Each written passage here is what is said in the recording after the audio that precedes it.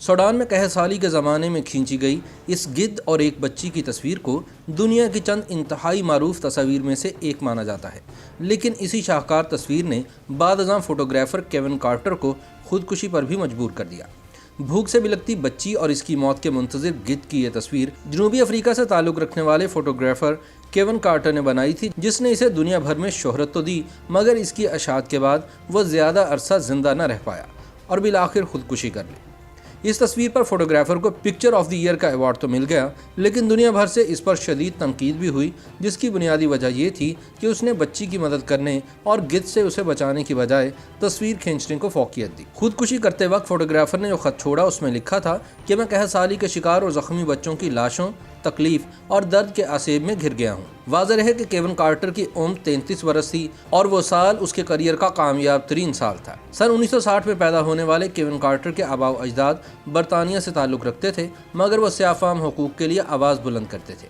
سن 1980 میں وہ ویٹر کے طور پر کام کیا کرتے تھے، مگر کچھ فوجیوں نے انہیں تشدد کا نشانہ بنایا اور پھر نوکری ختم ہونے پر کیون نے نیند کی گولیاں، درد کش ادویات اور چوہے مار زہر کھا لیا، لیکن پھر بھی زندہ بچ گئے۔ سن 1983 تک وہ فوج میں کام کرتے رہے، لیکن ایک بم دھماکے میں 19 ہلاکتوں کے بعد اس نوکری کو بھی چھوڑ گئے۔ کیون بعد ازاں کیمرہ سپلائی شاپ میں کام کرنے لگے اور بتدریج صحافت کا حصہ بن گئے۔ پہلے انہوں نے جوہانسبرگ سنڈے ایکسپریس میں سپورٹس فوٹوگرافر کے طور پر کام کیا، مگر سن 1984 میں نسلی فسادات کے بعد وہ جوہانسبرگ اسٹار کا حصہ بن گئے اور سفید فام حکومت کے مظالم سامنے لانے لگے۔ کیون ان چند فوٹوگرافرز کے گروپ میں شامل تھے جس کو بینگ بینگ کلب کا نام دیا گیا تھا اور جس کا مقصد قصبوں میں تشدد کو کور کرنا تھا۔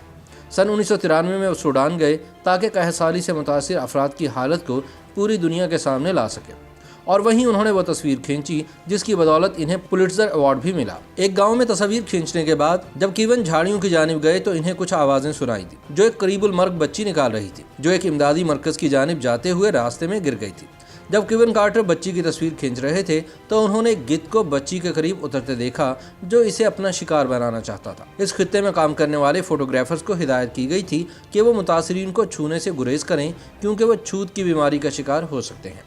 لہٰذا کیون کارٹر نے بچی کی مدد کرنے کی بجائے 20 منٹ یہ انتظار کرتے گزار دیے کہ کب گدھ اپنے پروں کو کھولتا ہے اور بچی کی جانب لپکتا ہے۔ ایسا نہ ہونے پر انہوں نے تصویر کھینچ لی اور پھر پرندے کو بھگا کر انہوں نے ایک سگریٹ جلائی، خدا سے بات کی اور رونے لگے۔ اس دوران وہ بچی کھڑی ہو کر دوبارہ اکیلے ہی امدادی مرکز کی جانب چلنا شروع ہو گئی۔ یہ تصویر 26 مارچ سن 1994 کو نیو یارک ٹائمز میں شائع ہوئی اور دیکھنے والوں میں تجسس پیدا ہوا کہ آخر اس بچی کا انجام کیا ہوا تھا، جبکہ فوٹوگرافر کو اس کی مدد کے لیے آگے نہ آنے پر شدید تنقید کا نشانہ بنایا گیا۔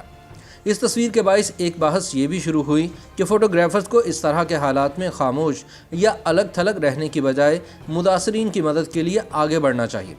قارئین کی تنقید پر اخبار نے ایک ادارتی نوٹ بھی شائع کیا جس میں صورتحال کی وضاحت کی گئی۔ جہاں تک اس بچی کا تعلق ہے تو اس کے بارے میں تحقیقات سے معلوم ہوا کہ کسی نہ کسی طرح یہ بچی امدادی مرکز تک پہنچ کر بچ جانے میں کامیاب رہی اور پھر اس بچی کا انتقال 14 سال بعد ملیریا بخار کے باعث ہوا تھا۔ کیون کارٹر نے اس تصویر کے باعث شہرت اور پولیٹزر ایوارڈ تو اپنے نام کیا، مگر اس روشن دن کی تاریکی کبھی ان کے اندر سے نہیں نکل سکی۔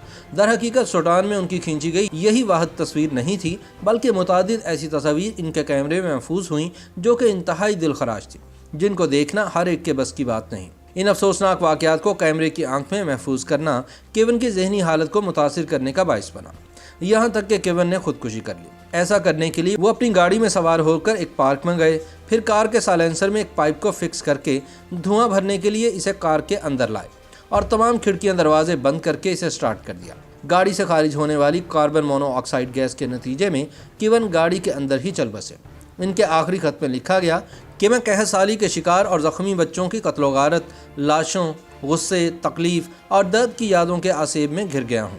خودکشی کے وقت ان کی عمر 33 برس تھی اور جب انہوں نے خودکشی کی تو کیریئر کے حوالے سے وہ ان کے لیے کامیاب ترین سال تھا، جب پولیٹزر پرائز کے ساتھ ساتھ انہیں امریکی magazine picture of the year کا اعزاز بھی دیا گیا تھا۔